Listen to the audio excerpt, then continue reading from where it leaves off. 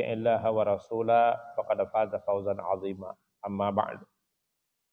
Fa inna asdaqal hadits kitabullah wa khairal hadi hadi Muhammad sallallahu alaihi wasallam wa syarrul umuri muhdatsatuha wa kullu muhdatsatin bid'ah wa kullu bid'atin dalalah wa kullu dalalatin finnar. Bapak-bapak, ibu-ibu yang dirahmati Allah, marilah kita bersyukur kepada Allah yang telah memberikan kepada kita izin untuk bertemu pada malam hari ini.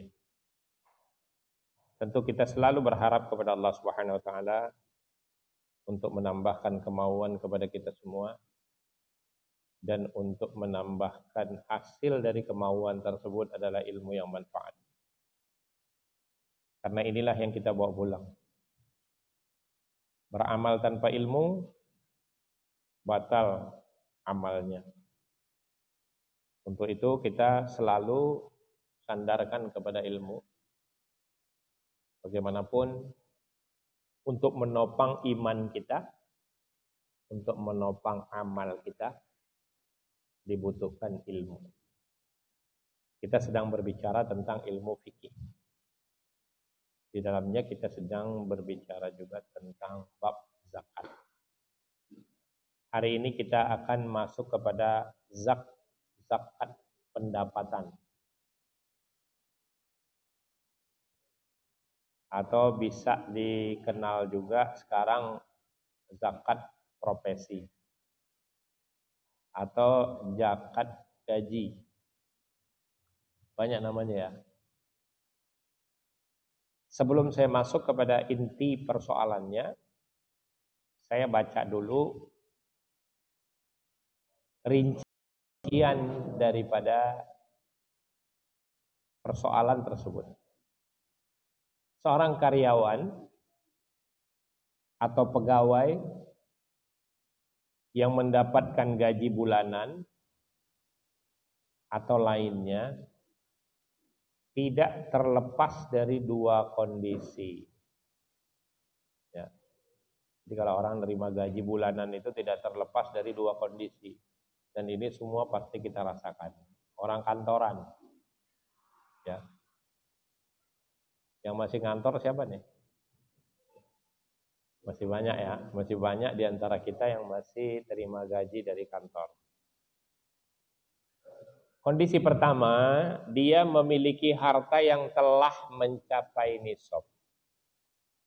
Dia punya tabungan. Kemudian dia menggunakan gaji bulanannya sebagai tambahan. Untuk ketenangan hati, demi mengutamakan maslahat fakir miskin, dan mereka yang berhak menerima zakat, sebaiknya dia menzakati semua harta, yaitu uang yang dia simpan sebelumnya dan tambahan tiap bulan gajinya. Ya. Ketika tentu sudah mencapai nisab dan haulnya. Dari waktu pertama dia memiliki harta tersebut. Hal ini akan menenteramkan hati, mensucikan jiwa, dan membersihkan harta. Memperoleh pahala yang besar dan meninggikan derajat. Dan menyegerakan membayar zakat sebelum jatuh tempo haulnya juga sudah pernah saya bahas, diperbolehkan. Ya. Karena maslahatnya apalagi prioritas. Ada orang di depan kita yang sangat butuh. Tiba-tiba kita katakan nanti aja kamu datang Ramadan. Padahal dia sudah sangat membutuhkan. Kita bisa alokasikan dari zakat kita. Niatkan aja. Ini zakat saya. Yang saya ambil dari haulnya nanti saya dahulukan. Saya bayar. Karena pada saat itu maslahatnya orang sudah datang untuk minta. Gak usah ngomong sama orangnya. Saya Utsaimin rahimahullah berkata, tidak perlu seorang mengatakan ini zakat saya dan sebagainya. Yang penting Allah Maha tahu. Allah sudah tahu niat kita. Niatkan dalam hati. Nggak usah juga kita ketika ngasih, ini zakat saya loh. Nggak perlu. Apalagi plus hijab qabul gitu. Pakai salaman gitu ya. Saya terima zakatnya ya. Kayak orang mau kawin gitu. Ya, nggak penting. Karena tidak dituntun seperti itu. Kalau mau mendoakan, oke, kita sudah bicara kemarin. Ambil zakat mereka, doakan untuk mereka. Itu ayat. Ya. Karena doamu itu mententeramkan jiwa mereka, kata Allah. Dulu Rasulullah SAW langsung mendoakan orang yang membayar zakat. Kalau sekarang boleh yang menerima zakat boleh mendoakan. Ya. Tapi tidak perlu pakai hijab kabul dan lain sebagainya. Memang tidak ada tuntunan seperti itu. Kemudian kondisi yang kedua. Harta yang dia miliki tidak mencapai nisab. Dan dia menghabiskan gaji bulanan tersebut. Setiap bulan habis. Apa yang mau ditabung? Apabila seorang masih bisa nabung, mungkin per bulan dengan jumlah tertentu, maka dia tidak wajib mengeluarkan zakat. Hingga uang tabungan tersebut sampai kepada haulnya dan sampai kepada nisabnya. Barulah dia terkena kewajiban. Ya. Tidak ada setiap terima gaji terus dizakatin. Ini model baru. Tidak ada tuntunan seperti itu. Kenapa demikian? Umar bin Khattab radhiyallahu anhu pernah menjalankan satu tugas. Ya. Penulis kitab ini mengatakan demikian. Gaji bukanlah hal baru dalam kehidupan manusia. Secara umum dan umat Islam secara khusus, zaman dulu sudah ada. Sudah menerima gaji. Contohnya ini, Umar bin Khattab radhiyallahu anhu pernah menjalankan suatu tugas dari Rasulullah SAW, lalu ia diberi upah oleh Rasulullah ya, SAW. Pada awalnya sahabat Umar radhiyallahu anhu menolak upah tersebut, menolak. Akan tetapi Rasulullah SAW bersabda kepadanya, bila engkau diberi sesuatu tanpa engkau minta, apalagi itu upah, maka terimalah dan makanlah, dan jika kau tidak mau, sedekahkanlah. Jadi pelajaran untuk kita juga, kalau ada yang ngasih jangan nolak. Ya, ambil. Karena Rasulullah SAW memberitahu kepada Umar bin Khattab ketika itu, ya ambillah, ini perintah. Makanlah jika kau mau, jika kau tidak mau ya sedekahkan. Ya. Jadi nggak usah ini. Berarti dari dulu pun sudah ada. Nah, dalam masalah ini kedua yang dibawakan oleh penulis, Abu Bakar radhiyallahu an dibaiat untuk menjabat sebagai khalifah. Beliau berangkat ke pasar untuk berdagang sebagaimana biasanya. Padahal presiden masih dagang. Ya. Di tengah jalan beliau berjumpa dengan Umar bin Khattab radhiyallahu anhu, maka Umar pun bertanya kepadanya, "Mau kemana engkau sahabatku?" Abu Bakar radhiyallahu anhu menjawab, "Ke pasar." Umar kembali bertanya, "Walaupun engkau telah mengemban tugas kenegaraan?" Abu Bakar radhiyallahu anhu menjawab, "Subhanallah, tugas ini akan menyibukkan diriku. Ya. Namun siapa yang memberi nafkah keluargaku?" Umar pun menjawab, "Kita akan memberimu gaji secukupnya." Artinya nggak usah dagang lagi, udah urusin negara aja. Itu kata, karena dulu punya Baitul Mal, berarti gaji sudah ada. Ya. Kemudian Imam Al-Bukhari meriwayatkan pengakuan sahabat Abu Bakar radhiyallahu an tentang hal ini. Sungguh kaumku telah mengetahui bahwa pekerjaanku dapat mencukupi kebutuhan keluargaku. Sedangkan sekarang aku disibukkan oleh urusan kaum muslimin. Maka sekarang keluarga Abu Bakar akan makan sebagian dari harta ini, yaitu harta dari Baitul Mal. Sedangkan ia akan bertugas mengatur urusan mereka, yaitu negara, yaitu rakyatnya. Riwayat-riwayat ini semua membuktikan bahwa gaji dalam kehidupan umat Islam dulu sudah ada. Akan tetapi tidak pernah ada satupun riwayat atau satupun fatwa bahwa mereka pernah mengeluarkan zakat untuk gaji mereka. Dengan demikian, yang ada hanya zakat mal yang harus memenuhi dua syarat, yaitu hartanya mencapai nisab dan telah berlalu 1 haul, yaitu 1 tahun. Ya. Oleh karena itu ulama yang ada pada zaman sekarang ini yang masih mengikuti pendapat ulama zaman dulu mengingkari masalah itu. Di antaranya Syekh bin Baz rahimahullah, beliau berkata, zakat gaji yang berupa uang perlu diperinci. Bila gaji telah terima, bila gaji telah ia terima, lalu beliau simpan berlalu 1 tahun dan telah mencapai 1 nisab, maka itulah yang wajib dizakati. Ya.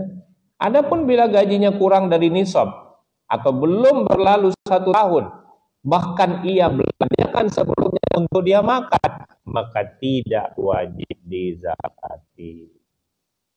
Ya. Makanya beberapa saat yang lalu ada yang bertanya, bagaimana kalau saya mau keluarkan atas kemauan saya, itu sedekah jatuhnya. Ya, infak sunnah, sedekah. Silakan mau kasih semua juga, nggak siapa yang larang.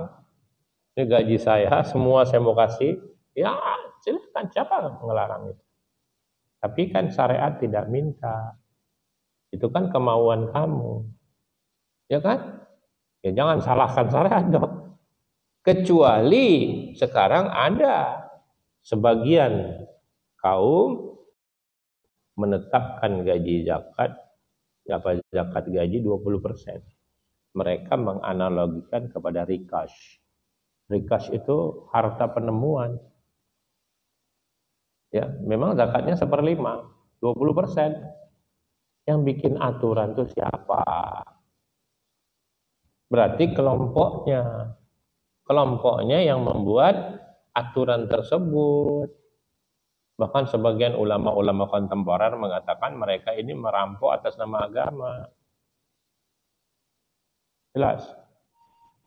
Tapi karena memang dasar ilmunya tidak ada dan ada yang diikuti, akhirnya gampang dan mudah disesatkan. Bahkan beberapa sahabat kita dulu pernah cerita, itu kalau sudah masuk ke kelompok itu, kalau tidak bayar itu diintimidasi, diteror. Ya, karena apa? Ada perjanjian rupanya. Itu yang mereka sebut bai'ah atau bai'at. Diselipkan ternyata masalah itu. Dapat gaji 20%. Itu baru yang awam. Ada lagi yang khusus, Pak. 50%. Ya. Pakai dalil-dalil yang mereka kutip sembarangan. Dulu Abu Bakar Siddiq radhiyallahu berkata, ketika Rasulullah tanya, apa yang kau tinggalkan untuk keluargamu kalau kau kasihkan semua? Allah dan Rasulnya. Wah, hebat ya. Itu seakan-akan 100% dikasih semua. Itu nomor 1. Enggak ada, seperti itu enggak ada. Ya. Tidak ada satupun riwayat seperti yang saya bacakan sekarang ini, yang barusan penulis sudah membuat aturan. berdasarkan dalil. Kalau disimpan 1 tahun, nisabnya cukup, barulah terkena wajib zakat. Jelas? Kemudian bagaimana ini bagi kaum wanita? Kemarin kan kita bicara zakat perhiasan. Sekarang zakat mahar. Yang nerima mahar siapa? Ya wanita ya. Ya kan? Yang nerima mahar kan perempuan. Kan bukan perempuan ngasih ke laki kan, laki. Dulu ada cerita, oh nggak boleh, mahar nggak boleh dimakan, nggak boleh dijual. Nanti begini dan begitu, siapa bilang? Kalau Allah bilang boleh kok. Cuma karena masyarakat kita kadang-kala ngomong itu sembarangan, nggak pakai ilmu. Ya, wah kalau mas kawin nggak boleh dijual loh. Kata siapa? Itu kan sudah kita berikan kepada istri kita. Mau dipakai untuk apapun oleh istri kita itu hak istri. Mau dikembalikan aja kepada suami boleh, atau dia mau belanjakan boleh. Nah sekarang yang kita masalahkan adalah zakat mahar. Ya, mahar yang diberikan kepada seorang perempuan adalah bentuk harta, sebagaimana harta lainnya. Karena itu hukum berlaku padanya sebagaimana harta lainnya juga. Contoh, apabila seorang wanita telah memiliki maharnya dan mahar tersebut termasuk jenis harta yang wajib dizakati, ya, entah emas, umumnya yang namanya mahar itu umumnya adalah emas. Tapi di sini kita tidak bicara apa saja yang boleh dijadikan mahar, karena ini bukan masalah pernikahan yang kita nanti mungkin kalau pada saat kita berbicara tentang pernikahan baru kita akan rinci apa saja yang bisa dijadikan mahar. Ini kita lagi bicara masalah zakat, dan zakat pada poin zakat mahar. Mahar biasa dikenal di masyarakat kita itu mas kawin, betul nggak? Artinya identik dengan mas kawin, ya, atau identik dengan harta. Di sini dikatakan tidak emas, harta, ya, yang wajib dizakati. Entah itu uang, ya, mungkin nggak? Mungkin lah orang kalau istrinya berhak. Saya mau nikah dengan Pak Pratik. Wah, itu umpama seorang wanita ngomong. Ya. Istri adil nggak? Ada ya. Dulu istri minta nggak? Enggak ya. Mas, saya mau umpama yang wajar-wajar lah, ya, 100 gram emas. Nah, wajar kan? Sedangkan Rasulullah pernah memberikan salah satu istrinya 5 uqiyah. Berapa tuh kalau dihitung-hitung? Ya, besar nilainya. 100 gram. Dan 100 gram itu sudah bernilai nisab. Kemarin sudah kita bahas 85 gram aja sudah masuk kepada nisab. Lalu disimpan. Nah, ini masalahnya. Ya, mencapai haul. Maka dia wajib zakati mahar tersebut. Ya, Pak Pratik pulang tanya, masih disimpan nggak tuh yang 100 gram? Iya kan? Gitu. Kalau masih simpan ya harus dizakati. Karena sudah masuk kepada nisab dan sudah tersimpan 1 tahun. Ya. Kedua, apabila maharnya tertunda. Oh, ada ya. Boleh nggak? Sah nggak nikah kalau maharnya diutang? Sah, nggak apa-apa. Cuma sebagai satu tuntutan wajib dipenuhi, ya. Yang dengannya kalian halalkan kemaluan, kata Rasulullah, kan begitu ya. Baik. Apabila maharnya seperti hutang tadi, Penjelasan sudah kita bahas kemarin sebagian, tapi ini masuk kepada bab mahar. Kalau maharnya terhutang dan dia yakin suaminya kaya dan harapannya suaminya akan memberikan mahar tersebut dalam waktu tertentu, maka itu dizakati.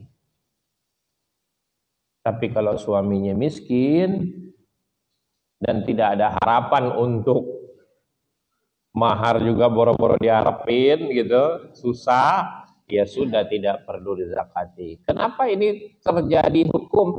Bisa saja sebelumnya suaminya sudah menetapkan 100 gram saya kasih. Ternyata dalam perjalanan mungkin suami tidak mampu. Sebelum istri tersebut menerima 100 gram emas tadi sebagai contoh, maka tidak perlu dia zakati. Karena nggak ada harapan juga, gitu loh. Wah ini kayaknya emas pratik susah diharapin umpama. Ini contohnya Pak Ketua aja lah, ya kan? Ya sudah nggak perlu dizakatkan, tidak perlu karena memang tidak ada harapan untuk dapat. Ya. Kemudian apabila seorang perempuan telah menerima maharnya, kemudian dia dicerai oleh suaminya sebelum dukhul, sebelum hubungan intim, ya. Namun mahar tersebut telah mencapai batas haul, maka dia wajib mengeluarkan zakat dari setengah maharnya dan suami menanggung zakat setengahnya lagi. Ya. Jadi apabila seorang perempuan menerima mahar, tentu ini sudah nggak perlu saya jelasin lagi, tentu sudah mencapai nisab. Tapi dicerai oleh suaminya sebelum bersetubuh, ya sebelum bersetubuh sudah dicerai, maka mahar ini dizakati separuh oleh suaminya, separuh lagi oleh istrinya, gitu ya. Nah, bolehkah mahar dimanfaatkan oleh kedua belah pihak? Kita buka dalam surat An-Nisa ayat 4.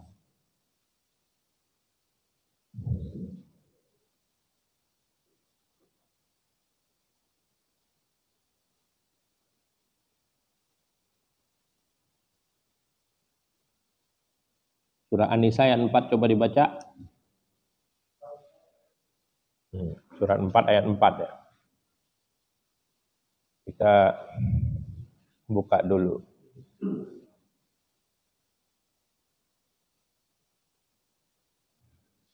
Coba, benar nggak? Hah? Ya, coba. Surat An-Nisa ayat 4.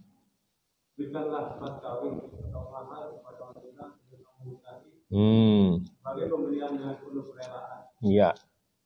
Kemudian jika mereka menyerahkan kepada kamu sebagai dari mas kawin itu dengan senang hati, maka makanlah. Bila pemberian itu sebagai makanan yang sedap lebih baik. Siapa bilang nggak boleh? Boleh kan? Atau mau dimanfaatkan oleh istrinya, ya silakan, orang punya istrinya. Dalam ayat ini justru Allah katakan kalau istrinya ngasih sama suaminya pun nggak apa-apa. Mas, ini kan mas ketemu mas ini, ya kan? Mas saya ini udah nggak perlu, kasih aja sama suaminya, udah pakai aja mas. Mas pakai mas, udah gitu. Bukan masnya dipakai gini ya, nggak boleh. Karena laki-laki tidak boleh pakai mas, ya. Karena tapi boleh dimanfaatkan. Jadi nggak ada istilah mas kawin atau mahar tidak boleh dijual, tidak boleh nanti jodohnya jadi ini begini. Itu bisa bahaya, itu keyakinan-keyakinan yang bisa mengarah kepada mengada-ngada, bahkan bisa syirik kalau keyakinan seperti itu. Wah, kalau mas kawinnya dijual nanti jodohnya pendek umpama. Nah, lebih pintar kita apa? Lebih pintar orang hukumnya boleh ya, jelas ya. Oh kalau gitu saya pulang mau minta aja nih mas sama istrinya, itu terserah antum lah. Nanti itu terserah istrinya. Ya karena itu hak istri. Istrinya boleh merelakan, boleh memberikan, nggak boleh dipaksa. Jangan pakai dalil nanti pulang. Itu kata Pak Ustadz boleh itu, gitu. Iya. Ini ibu-ibu saya kasih tahu ya, itu hak ibu-ibu, hak perempuan, hak istri ya. Kalau istrinya merelakan, makanya ada kata-kata di sini dengan penuh kerelaan. Kemudian jika mereka menyerahkan kepada kamu sebagian dari mas kawin itu dengan senang hati, maka makanlah, ambillah. Mau dikasih semua juga boleh, nggak apa-apa. Jelas ya? Nah, kemudian kita masuk kepada zakat ternak, hewan ternak. Ya. Jenis hewan ternak yang wajib dizakati para ulama telah ijma. Ada 3 jenis: unta, sapi, kambing. Ya, karena tentang kuda ini ada pengkhususan. Mayoritas ulama berpendapat bahwa tidak ada kewajiban zakat pada kuda ya yang tidak diperjualbelikan. Tetapi kalau kudanya diperjualbelikan, samalah seperti bapak-bapak sekarang jual beli mobil. Ya. Karena setiap barang yang dipersiapkan untuk dijual itu wajib zakat kalau sudah masuk haulnya. Ya. Nah, kenapa begitu? Rasulullah sallallahu alaihi wasallam bersabda dari riwayat Bukhari Muslim, tidak ada tanggungan zakat atas orang muslim pada kuda dan budaknya. Jadi kuda dan budaknya tidak dizakati. Walaupun kuda dan budak itu sebenarnya aset, itu bisa diperjualbelikan. Pada zaman Rasulullah sallallahu alaihi wasallam itu ada budak yang mahal. Ya, ada budak yang mahal. Tergantung tuannya itu, ya seperti itu, disatukan kuda dan budak, tidak ada zakat, ya kecuali yang tadi diperuntukkan jual beli kuda, itu beda. Adapun Abu Hanifah dan Za'far berpendapat ada kewajiban zakat atas kuda yang diperkembangbiakkan, tetapi tidak pada kuda yang tidak dikembangbiakkan. Seperti dalil Rasulullah SAW bersabda, seekor kuda bisa bagi seseorang dapat menjadi pahala, menutupi kebutuhan, dan juga bisa menjadi dosa. Dan dalam hadis ini juga disebutkan selama dia tidak melalaikan hak Allah untuk memeliharanya dengan baik dan dipergunakannya pada jalan kebaikan. Namun pendapat yang rajih, penulis mengatakan hak sesuatu yang dipelihara adalah zakat. Adapun jenis hewan yang lain seperti begal, kuda kecil, ya, dalam bahasa kita mungkin dikenal kuda begal, apa-apa? Ada yang kecil, dia antara kuda sama keledai, Pak. Perkawinan kuda dan keledai, dia kecil. Kuda begal. Ya, bigal kali ya. Nah, keledai dan lainnya tidak dibebani zakat selama tidak diperdagangkan. Ya, sesuai dengan sabda Nabi Shallallahu Alaihi Wasallam yang telah lewat. Namun, di sini ada yang bertanya nih, ya. Ketika Rasulullah Shallallahu Alaihi Wasallam ditanya tentang keledai, beliau menjawab, tidak diturunkan kepadaku hukum tentangnya. Nabi ditanya, gimana nih bigal atau keledai tadi, didapatin nggak? Nabi cuma jawab, tidak diturunkan hukum tentang itu kepadaku. Ya, namun kata beliau, ya, ada ayat yang mencakup dan sangat langka, yaitu firman Allah, "May ya'mal mithqala dzarratin khairan yarah." Siapa yang mengerjakan kebaikan seberat zarah pun, niscaya dia akan melihat balasannya. Artinya ini disyarah oleh kitab-kitab tertentu, Al-Mughni, Fathul Qadir, Syarah Al-Manhaj, Al-Mawsu'ah Al-Fiqhiyah. Syarat wajib zakat hewan ternak adalah mencapai nisab dan haulnya serta berkembang biaknya. Ini sudah digembalahkan di rumputan dan diperoleh gratis.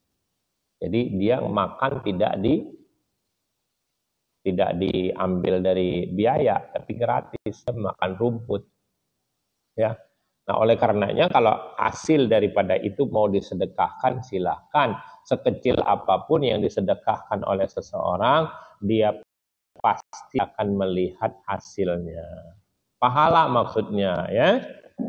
Nah, semua zakat hewan ternak, yaitu unta, sapi, dan kambing, sesuai dengan hadis Anas bin Malik radhiyallahu anhu. Melalui tulisan yang disampaikan oleh Umar bin Khattab radhiyallahu anhu, kita buat tabelnya sebagai berikut. Ya, saya tidak baca semua tabelnya karena ini nanti bapak-bapak bisa fotokopi. Saya hanya memulai saja. Kalau tabel zakat unta, kalau seseorang punya unta 1 sampai 4 ekor tidak ada zakat. Tapi begitu punya 5 ekor unta sampai 9 ekor unta, itu sudah terkena zakat 1 ekor kambing. Ya, 4 ekor nggak kena. Begitu punya 5 ekor sampai 9 ekor, itu hanya zakatnya 1 ekor kambing. Kemudian dari 10 ekor unta sampai 14 ekor unta, itu terkena zakat 2 ekor kambing. 15 ekor unta sampai 19 ekor unta, 3 ekor kambing zakatnya. Dan 20 sampai 24 ini kelipatan 4. Ya.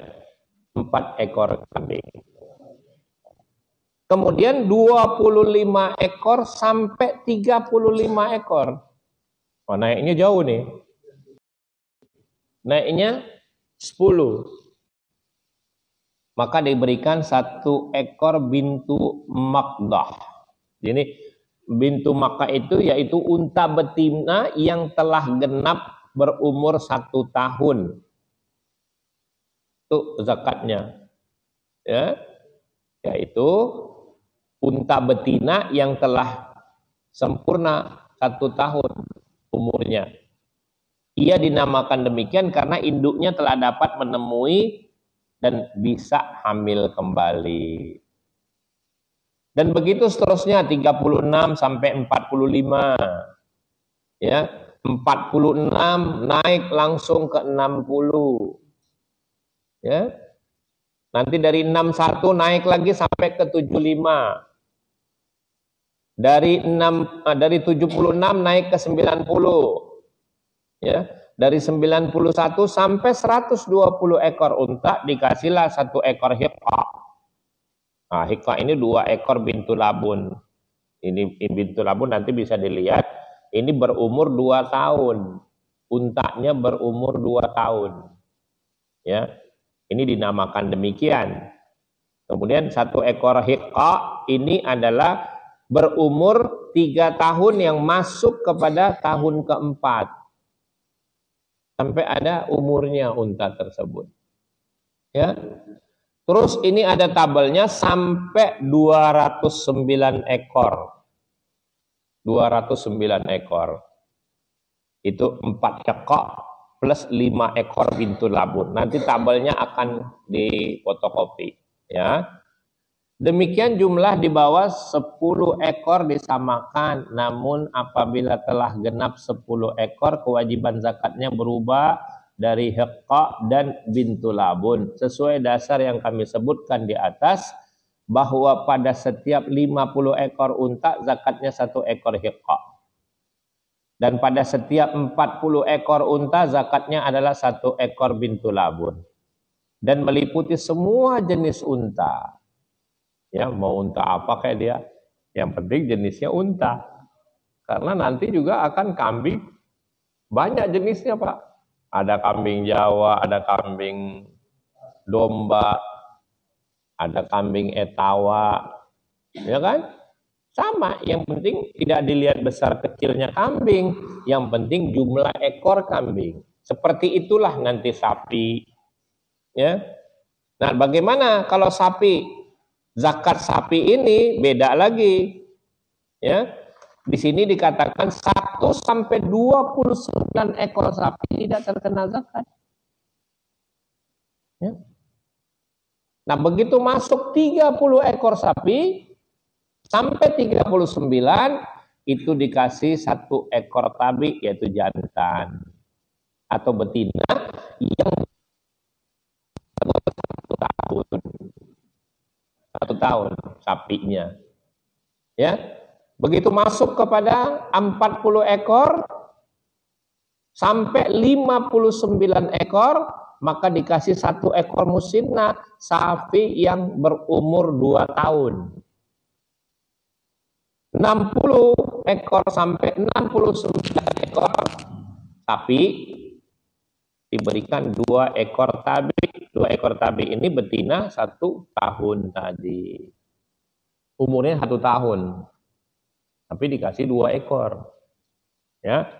Begitu pula 70 sampai 79, 1 ekor tabi plus 1 ekor musinna. Tadi 1 ekor yang berusia 1 tahun dan 1 ekor yang berusia 2 tahun. Ini rinciannya seperti itu. Di sini sampai kepada 109 ekor. Tabelnya cuma dibuat. Nah, adapun yang bertambah dihitunglah sesuai dengan tambahan tersebut. Ini Majmu' al-Fatawa. Demikian selanjutnya pada setiap 30 ekor sapi dikenakan 1 ekor tabi dan tabi'ah. Dan pada setiap 40 ekor sapi dikenakan 1 ekor musinna. Itu begitu hitungannya nanti kalau sudah melewati 109 ekor. Ya. Kemudian masuk kepada tabel zakat kambing. 1 sampai 39 tidak terkena zakat. 1 sampai 39 ekor tidak kena. Begitu punya 40 ekor sampai 120 ekor. Kelipatannya berapa tuh? 3 kali. 40 ke 120 ekor cuma dikasih 1 ekor kambing. Tuh. Ya. Begitu 121 ekor sampai 200 ekor dikasih 2 ekor kambing. Ya. 201 sampai 399 ekor dikasih 3 ekor kambing. Dan 400 ekor kambing sampai 499 ekor dikasih 4 ekor kambing. Naik satu-satu ini. Ya. 500 sampai 599 itu dikasih 5 ekor kambing. Adapun selanjutnya, ya, demikian selanjutnya kambing yang berjumlah melebihi 300 ekor, maka setiap 100 ekor kambingnya dikenakan 1 ekor. Ini kesepakatan jumhur. Naiknya seperti itu, ya.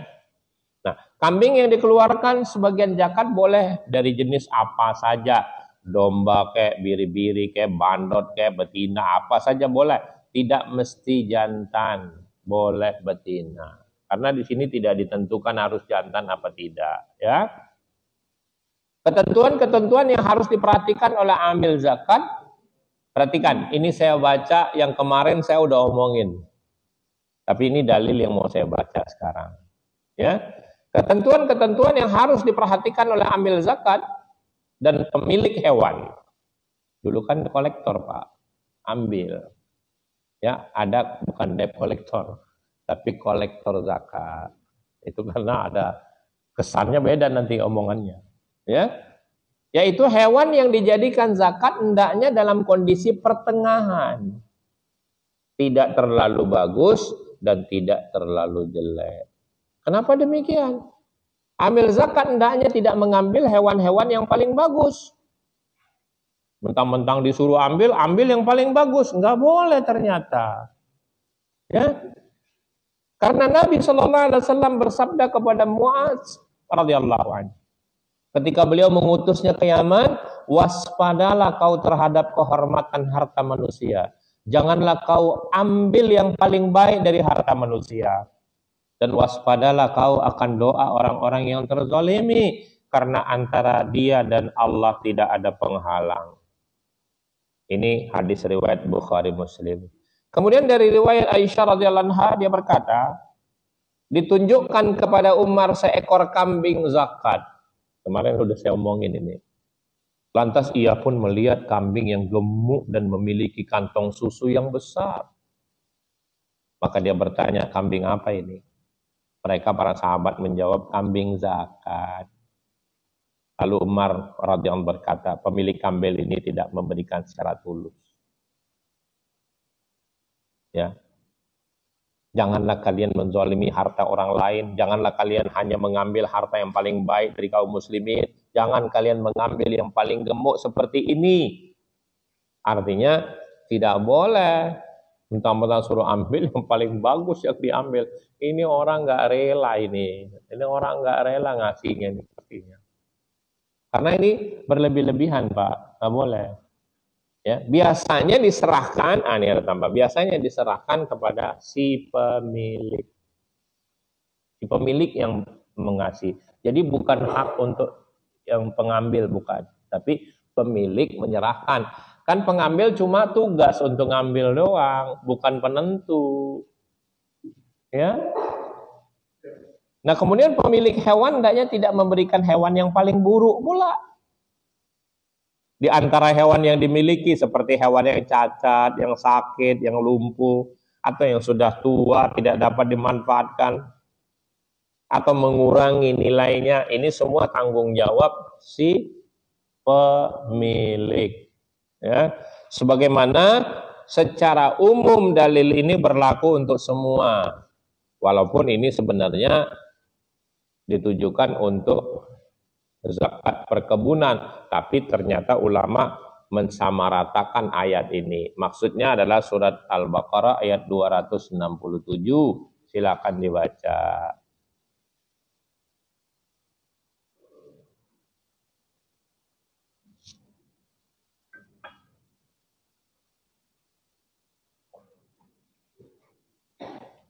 Surat 267. Silakan Pak Ustadz Jaya.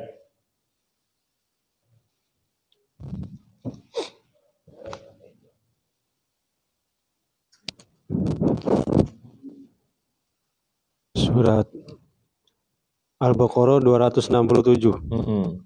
Hai orang-orang yang beriman, nafkahkanlah di jalan Allah sebagian dari hasil usahamu yang baik-baik dan sebagian dari apa yang kami keluarkan dari bumi untuk kamu. Dan janganlah kamu memilih yang buruk-buruk, lalu kamu nafkahkan daripadanya. Padahal kamu sendiri tidak mau mengambilnya, melainkan dengan membicingkan mata terhadapnya. Dan ketahuilah bahwa Allah Maha Kaya lagi Maha Terpuji. Iya, dia sendiri udah nggak suka dijadiin zakat. Ini berlaku untuk semua. Ya, udah lecek. Itu pakaian udah nggak layak dipakai, baru dikasih, nggak manfaat. Yang bisa dimanfaatkan lain, yang layak. Makanya saya selalu sampaikan, kalau ada yang mau memberikan pakaian-pakaian bekas yang kita bawa ke Muara Gembong itu, yang layak pakai, bukan yang udah jadi topo. Ya. Kau sendiri, kata Allah, sudah memicingkan mata untuk memandangnya, udah nggak suka banget gitu. Nah, ini berlaku untuk semua. Kemudian Rasulullah SAW bersabda dari riwayat Abdullah bin Muawiyah, 3 perkara orang yang melakukan akan merasakan manisnya iman, yaitu orang yang memberi zakat hartanya dengan tulus dan ikhlas, senantiasa melaksanakannya setiap tahun dengan ikhlas, tidak memberikan hewan yang harima, artinya yang sangat tua dan lemah, kotor, berpenyakit, dan tidak pula yang paling buruk yang tidak memiliki susu. Melainkan hendaklah mengeluarkan dari pertengahan harta kalian. Tuh, perhatikan sabda Rasulullah SAW. Pertengahan harta kalian. Ya, sesungguhnya Allah tidak meminta yang paling baik dari kalian. dan tidak pula memerintahkan untuk mengeluarkan yang paling buruk. Golongan pertengahan, ya, tidak juga yang terlalu baik, tidak juga yang terlalu jelek. Ambillah di antara itu. Begitu yang bisa kita sampaikan hari ini. Yang akan datang kita masuk kepada harta pertanian. Dan khusus untuk kajian hari ini saya sudah siapkan 2 makalah yang bisa diambil manfaat. Pertama saya kirim ya WA-nya, walaupun ini dulu sudah pernah saya kirim, tapi ini karena kita dalam pembahasan ini, maka saya ulang. Pertama adalah zakat emas uang gitu. Uangnya kita, ya pokoknya zakat namanya zakat emas, perak, dan zakat mal. Zakat mal ini disebutkan uang kertas atau seluruh bentuk harta. Ini saya kirim. Sebelum tanya jawab saya selesaikan ini dulu, nanti saya lupa. Kalian, saya tetap kirim ke Pak Ketua.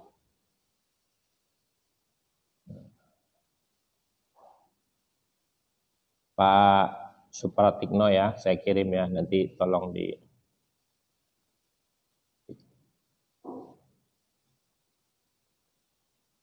Kemudian saya juga akan kirim zakat profesi, nanti diambil manfaat untuk seluruh bacaan. Tadi kan sebagian, ya sebagian ya. Saya kalau baca semua waktu nggak cukup, tapi ada pendapat-pendapat ulama yang perlu kita teliti supaya jangan timbul fitnah nanti. Ya, oke. Zakat, saya beri ininya judulnya zakat gaji atau profesi. Boleh di-share ke siapapun, silahkan, karena ini bisa mendatangkan manfaat. Ini bukan untuk kalangan sendiri aja, siapapun boleh ambil manfaat ini ya. Yaitu zakat gaji. Nih, atau lebih dikenal sekarang zakat profesi. Tadi sudah kita bahas.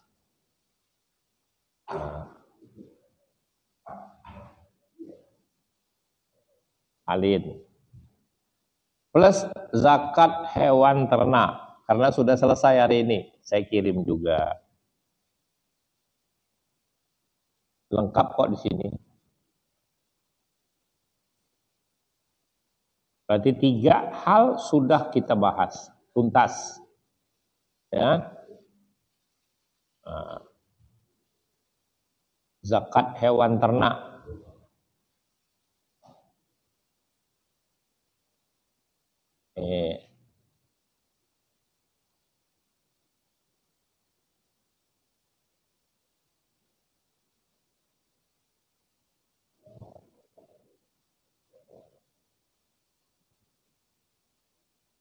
Sudah 3 ya, 3 hal sudah saya kirim. Zakat hewan ternak, zakat mal atau emas perak, atau zakat gaji atau zakat pendapatan tadi. Adapun zakat pertanian, perkebunan kita simpan untuk yang akan datang, baru saya WA ya, supaya nggak tumpang tindih. Ya. Sudah 3 makalah sudah saya kirim.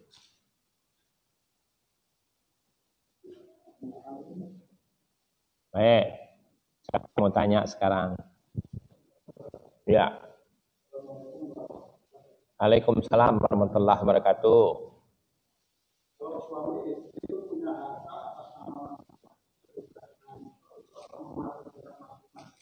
Iya, kalau penghasilannya terpisah, ya terpisah pula dapatnya.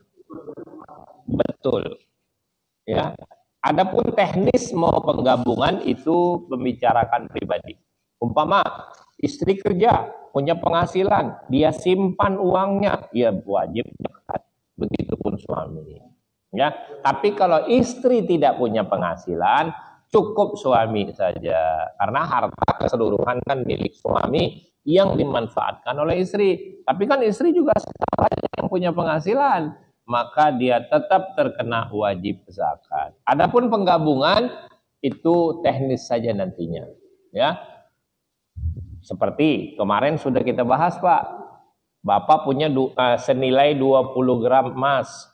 Istri mungkin punya senilai ya berapa? Yang bisa kalau digabung maka itu menjadi nisab, tapi kalau terpisah tidak menjadi nisab. Mana yang datangkan manfaat? Penggabungan. Paham nggak? Kalau terpisah tidak mencapai nisab, Pak. Tapi begitu Bapak gabung sudah mencapai nisab karena ukuran nisabnya dulu. Ya. Adapun kata boleh mengeluarkan sebelum haul ini hanya kata boleh. Ya.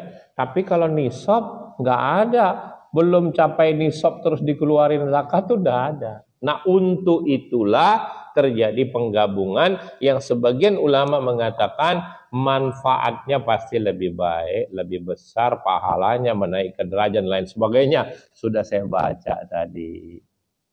Jelas Pak ya? Dah. Apalagi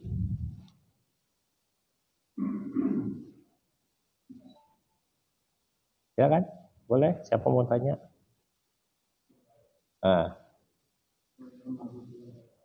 Waalaikumsalam warahmatullahi wabarakatuh.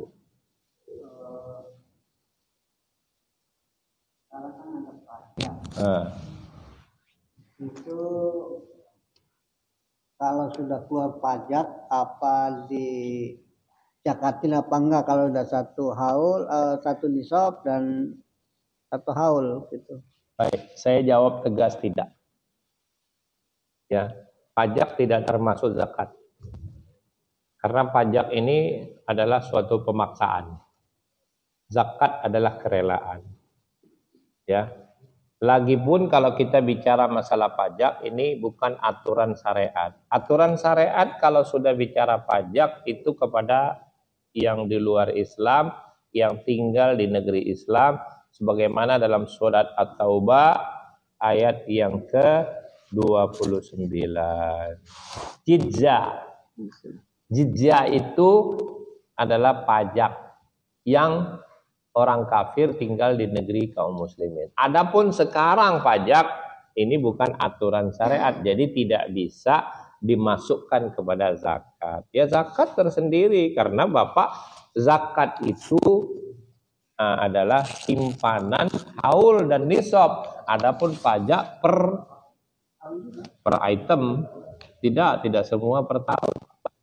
Bapak kalau beli barang ada pajak 10%, tidak mesti tidak terkait dengan haul dan nisab. Tidak. Adapun laporan tahunan itu beda, Pak. Nah, jadi tidak bisa dimasukkan ke bab zakat.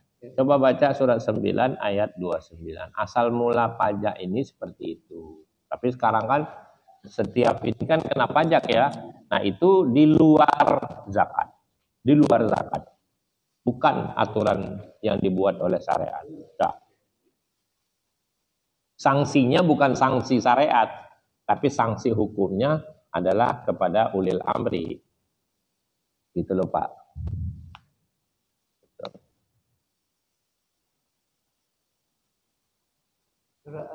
Surat Taubah ya? Iya, ayat 29. 29. Iya. Terjemahnya aja nih. Boleh terjemah. Perangilah orang-orang yang tidak beriman kepada Allah dan tidak pula kepada hari kemudian, dan mereka tidak mengharamkan apa yang telah diharamkan oleh Allah dan Rasulnya, dan tidak beragama dengan agama yang benar, agama Allah, yaitu orang-orang yang diberikan Alkitab kepada mereka sampai mereka membayar jizah dengan patuh sedang mereka dalam keadaan tunduk. Footnote-nya.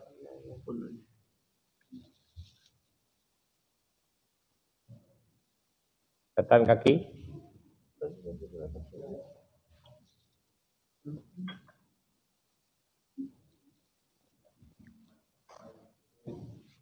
Hmm? 638.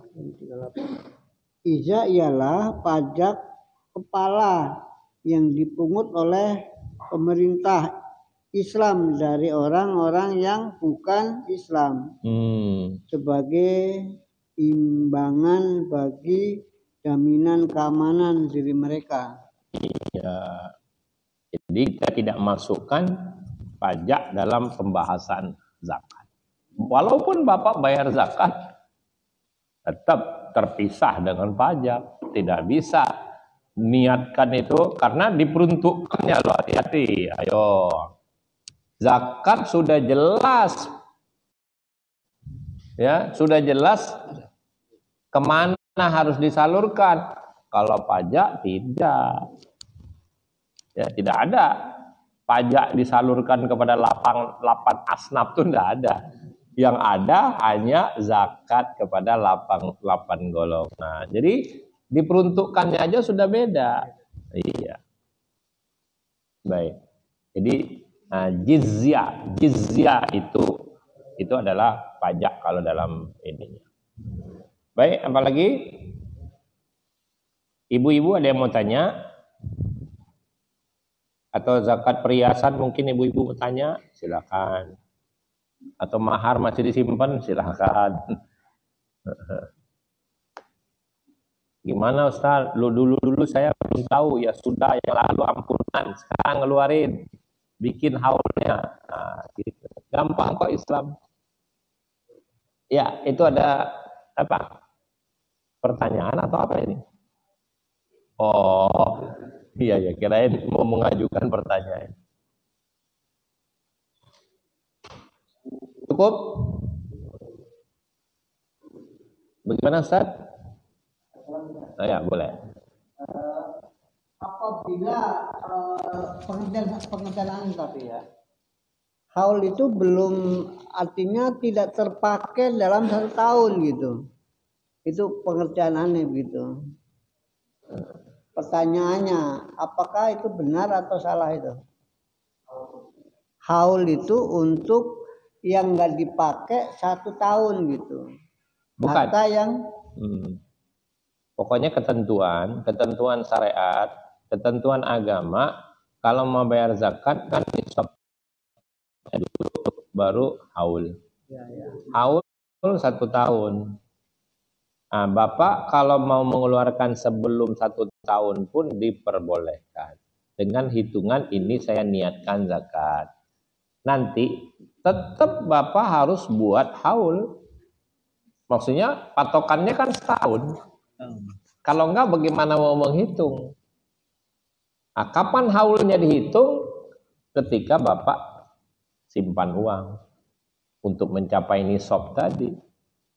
Tapi kalau sebelumnya tadi tiba-tiba ada orang datang, dia butuh haulnya, maka saya bayar duluan, enggak apa-apa.